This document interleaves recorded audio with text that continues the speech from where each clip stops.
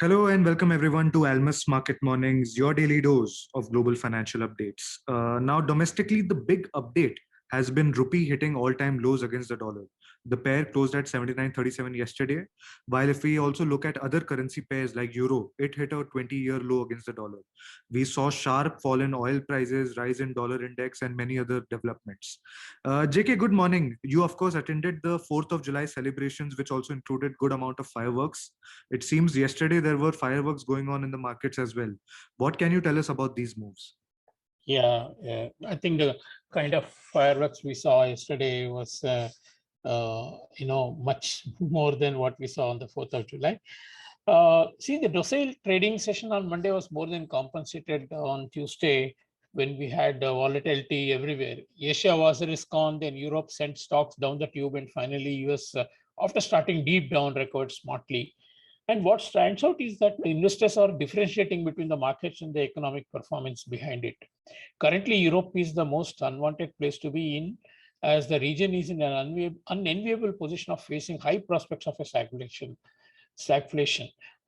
Following good rally in Asia, Europe went deeply negative, and most indices ended 2.5 to 3% negative. Problems in Europe seem never ending and now seem to be closing in on the core issue of integration. ECB is fighting fragmentation risks, even as many officials within and outside are talking different language and even countering ECB's policy. Inflation seems to be quite low in the list of ECB priorities, even if it is hitting multi-decade high. And ECB is being seen as, following a history of forecast errors. So what more setting do you want for a crash in the euro? The crash it did as much as 1.8%, slicing through major multi-year support at 1.0339 and fell as low as 1.0234, raising hot debate about if and when the parity will be seen. What else can you expect when markets start to question the credibility on fighting inflation? The difference is very stark. US has already started raising rates and has risen the rates thrice and by as much as 1.5% and convinced the market that it will get a handle on inflation, while ECB has not yet lifted the finger on the policy tightening, appearing rather to try and let it flame out. We have a central bank that seems to be a zillion miles behind the curve and more concerned about growth and structural issues of Europe than inflation. So as a fallout, not only did euro fall, but dragged the other currencies as well. We had reports of a major dollar buy order in early London trading that sparked a chain of reaction and sped the euro's drop as it broke through the 2017 low of 1.0236. The heavy volatility also saw euro drop to lowest level against Swiss franc since SNB abandoned its currency cap in 2015.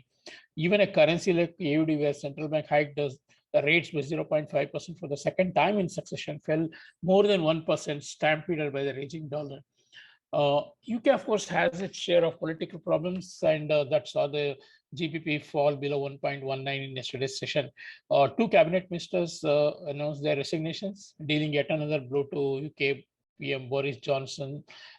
Johnson has been under significant pressure of late, having just narrowly survived a vote of confidence last month. Eyes will now turn away from these resignations to Johnson himself, with many now likely wondering what this means for his leadership. The question now becomes whether he will survive another political setback, and even if he does manage to cling on, how long will he last? Besides, the UK Central Bank's financial stability report warned that the economic outlook for Great Britain and the world has darkened and told banks to ramp up capital buffers to ensure that they could weather the storm. As I said earlier, GBP made another cycle low at 1.1897. Dollar strength has not spared even the Russian ruble, which fell as much as 23%, like 52.5 to 64.99 before closing at 60. The currency has lost 26% since its best level seen on 29 June. The big reversal in the Russian currency has been triggered by a big slide in commodities, whose strength has been behind the big rally in ruble since March. The CRB index, which is the composite index of various key commodities, has fallen 14% from the peak of June. This may be a good news for economies heavily dependent on commodity imports like India. While US still holds the upper hand as far as the economy is concerned, technically too, there are no signs of topping in the dollar, except the market reaching overbought levels that can give only a corrective retracement. Yen put out a rare outperformance versus the other currencies due to a fragile risk sentiment.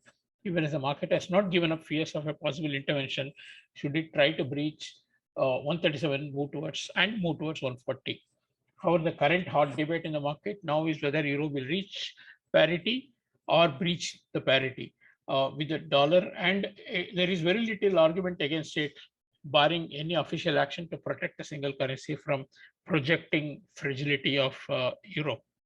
On the yield side, bond yields continued to lead the corrective rally of safe sovereigns. 10-year German yields fell 17 bps from the highs. Then US 10 years fell 20 bps from the high of the day. And yields on shorter tenors also fell in the US. Importantly, one of the indicators of the benchmark yield difference between 2s and 10s in US turned negative 6 basis points. The 2-year and 5-year curve also inverted for the first time since February 2020. Coming back to our own rupee, which fell 0.5%. But considering what was happening around, it seemed like a side show to me. While dollar strong overall was dragging rupee lower, there was an unlikely support, particularly in offshore market from oil prices, which dropped as much as 12%. The Brent dropping from almost 125 to 101. Oil, of course, caught up with, from 114 to 101. Oil, of course, caught up late with other commodities that have been sliding, and it helps the commodity importing countries like India a lot.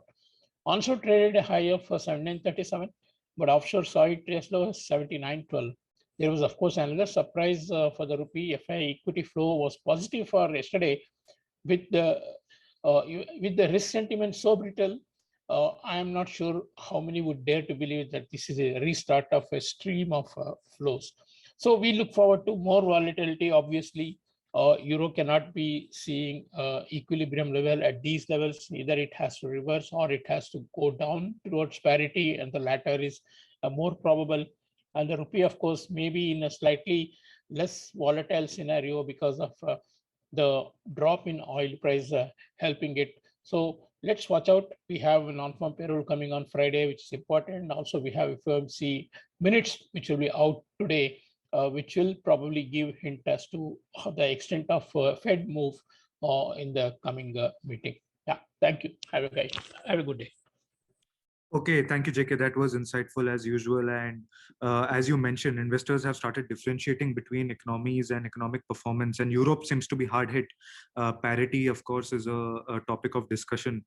We are also seeing cool off in commodity prices, which is a positive for commodity importing countries like India. Now, guys, recession fear seems to be driving a lot of these asset classes. There is a lot going on. Prices are moving quickly and are volatile. So keep managing your risk. Till then, we'll see you all tomorrow. Thank you.